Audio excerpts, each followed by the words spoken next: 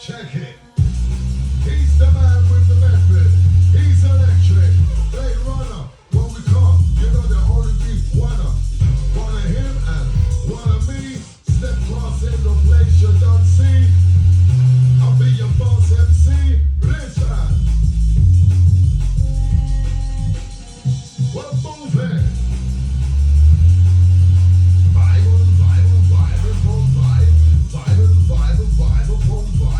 When we come and dance, so you know we well right. We say vibe,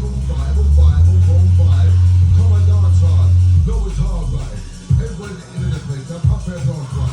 We gon' pull them muscles, no matter where you sing, it's like vibe. Yeah.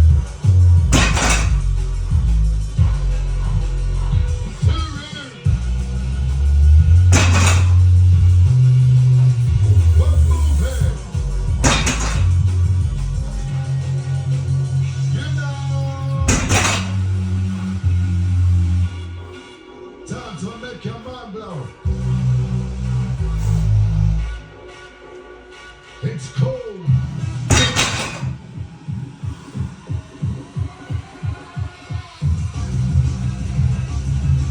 Let us take you on this journey. Come finally. Whoa, yeah, whoa. All the massive that you're already know. When we come on down to the bad no bongo. Whoa. 5, 2.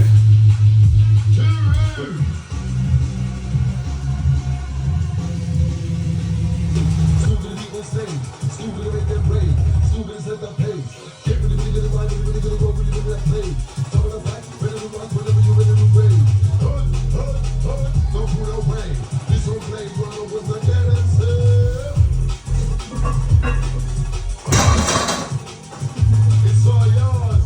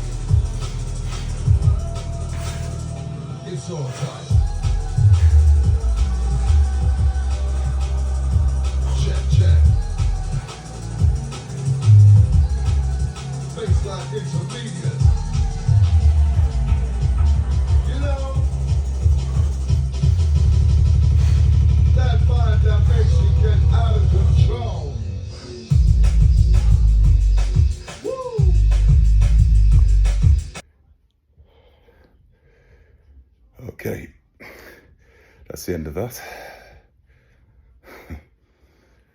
Really good, really pleased. So a bit of a strength check-in. I wanted to do something heavy tonight. As you guys, those of you who watch regularly, may have seen, I've been prioritizing strength and conditioning, still moving weight, but not weight. So tonight was just a session dedicated solely to deadlifts. To be fair, I'd done a conditioning workout earlier on this morning, which I won't bore you with, but it was fun. So this evening session was, I wanted to work up to 400 kilos. That was it. And I wanted to see where I was with 400 kilos.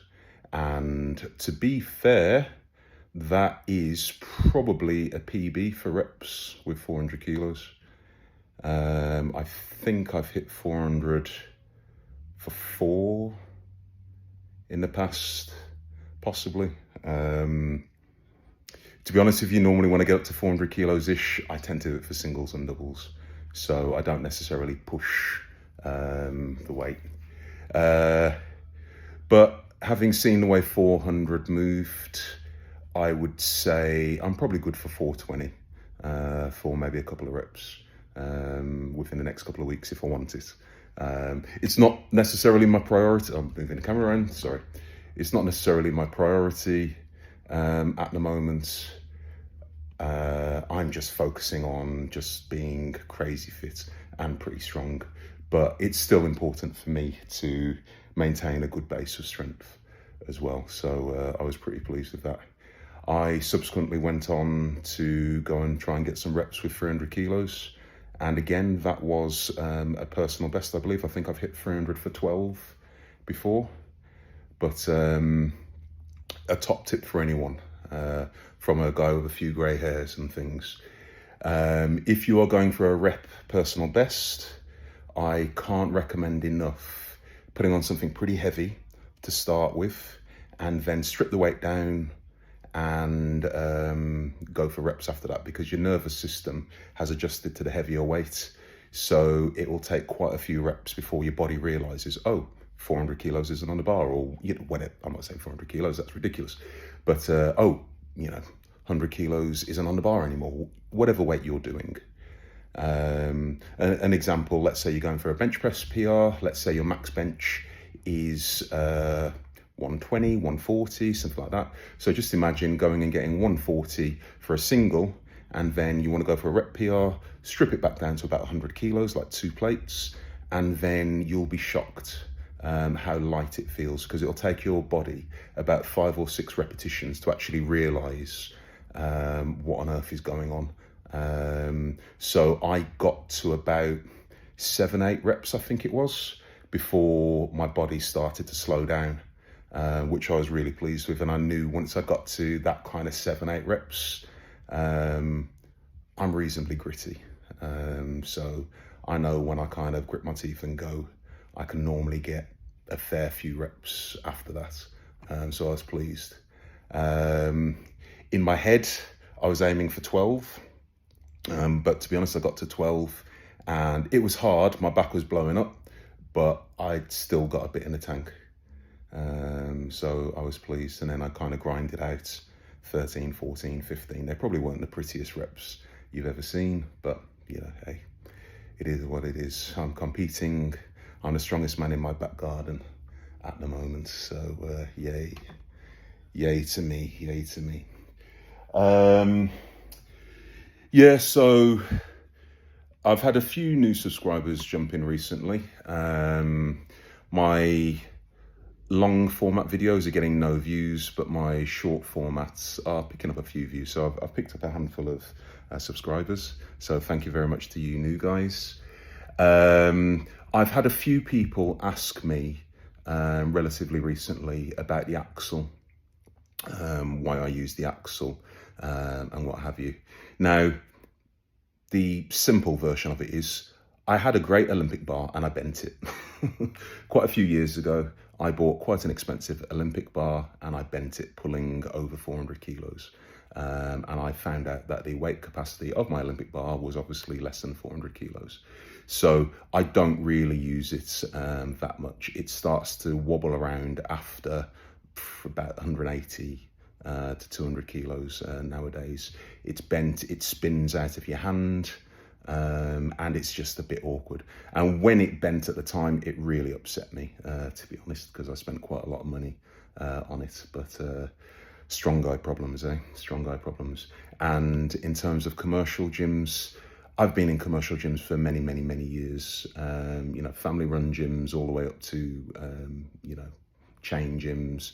And at the moment I'm in a family run gym as well. It's a really nice place, Anchor Strength and Fitness.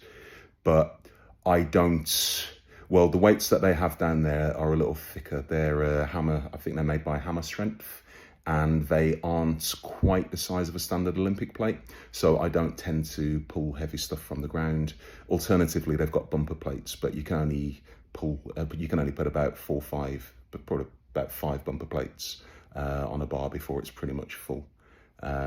In addition, as what's really come to my attention as a home gym owner nowadays, all this equipment costs weight. So do you really want a great big lump coming into your gym and bending all your equipment?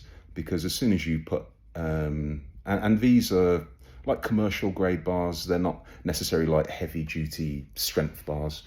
So if you end up putting, I don't know, 280, 300 or more on a lot of these kind of standard bars, they do start to warp and bend. And I know these bars cost a lot of money, so I like training at my gym, so I don't particularly want to have people complaining about me bending all their equipment. When I was a younger man, I didn't really care that much, but now I'm in my kind of 40s, I've chilled out a little bit. Back to the axle.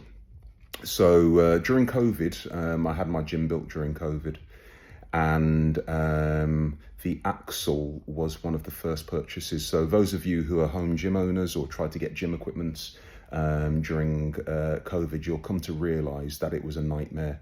There were price scalpers just buying up equipment and then charging ridiculous prices for things. So I got in contact with a guy on eBay who was a galvanizer, and he made bars, he made strongman equipment, and he made me this bar, and it cost me probably about £150, and it's my favourite bar. It's absolutely fantastic. It does not bend. Well, I say that, I have felt it bend a little bit over 400 kilos, but it takes 400 odd kilos before it starts to move. Okay, maybe high 300s, but it barely flexes. In addition, I'm not a massive fan of whippy bars. I know some people love it, but those of you who are maybe slightly bigger pullers, you'll know when you pull on a bar and it's, let's say, 300 odd kilos or more, you'll pull and then the bar will move, and then you have to pull a bit more and you have to keep on grinding through before the weights come off the ground. Some people love that, and to be fair, you can probably, that's what like a deadlift bar, the purpose of a deadlift bar is. I personally don't really like the feel of it. I've just never really liked it, whippy bars. So I like to know what I'm pulling, and I like to know the distance I'm pulling. And particularly if you're a bigger puller, and I am someone, believe it or not, I've had a lot of back injuries over the year, a lot. I've slipped a disc 3 or 4 times. I have sciatica all the time. I've got a permanent bulging disc. But it just so happens that I've rehabilitated myself to the point that my spinal erector and all those kind of surrounding muscles are like armor on top of my rubbish spine. So yeah, an axle lets me know exactly what I'm pulling, how far I'm pulling it, and also it's wonderful for grip. Who on earth doesn't want good grip? Because when you go from an axle and you go back to a standard circumference bar, it feels like you're holding a straw or like a child's toy. I can't begin to tell you, like the amount of clients I train on my bar, and they are just shocked, you know, when they hold a normal bar, how small it feels and how easy it is to hold. So if you do ever get the opportunity to use an axle, I can't recommend it enough. Alternatively, you know, you've got things like fat grips. Long before I had an axle, I had a collection of fat grips. This was before I owned a gym. I just used to go around with a bunch of fat grips in my bag, different circumferences, and I used to attach them to Olympic bars just because I wanted to have strong hands and a strong grip. It's really, really important. So if you ever do get the opportunity to use an axle or alternatively fat grips, I can't recommend it enough. Anyway, we're pretty close to 500 subscribers now. We are getting there. Happy Limpet, thank you very much for the encouragement. You said hopefully 500 by the weekend. You never know, you never know. I think it's up to 497 now. So like I said, 500 is just a little goal of mine.